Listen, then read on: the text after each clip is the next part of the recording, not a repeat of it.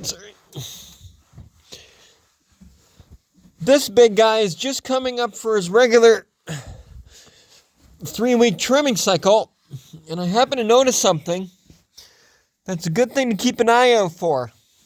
But before we begin, as we can see on the outside of the hoof, how the wall is nice and flush and flat, but there's something else. When we start to come around, there is a bit of hoof deformity just around the toe. For this trimming cycle, I can bring the toe back a bit. I'm also going to remove some of this flare over on the outside. But there's something that we can easily overlook. Now, as soon as we start to come to the inside, there's one thing that's starting to stand out.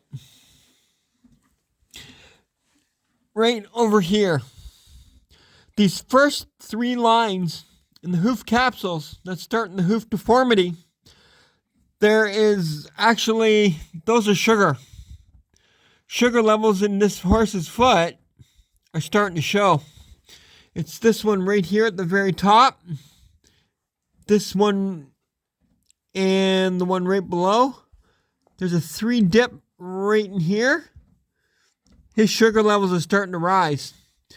And as we go further down, we can see this really long, just one second here, this really long hoof deformity.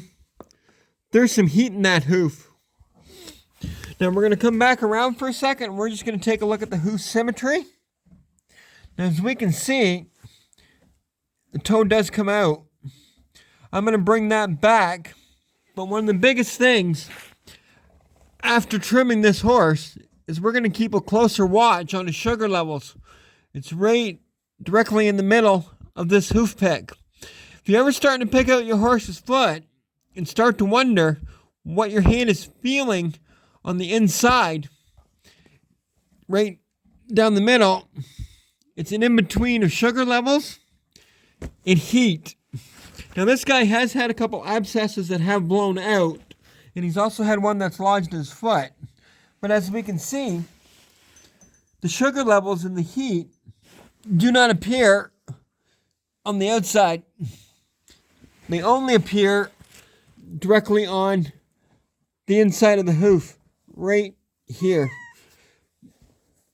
But at this time, because this has actually happened to this horse before, but it's only minor. We're also going to change this diet and also bring down the sugar levels a bit.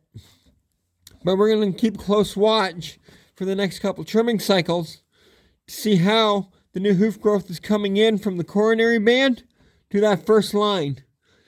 If there's still another deviation coming in, we're going to change the sugar levels even more.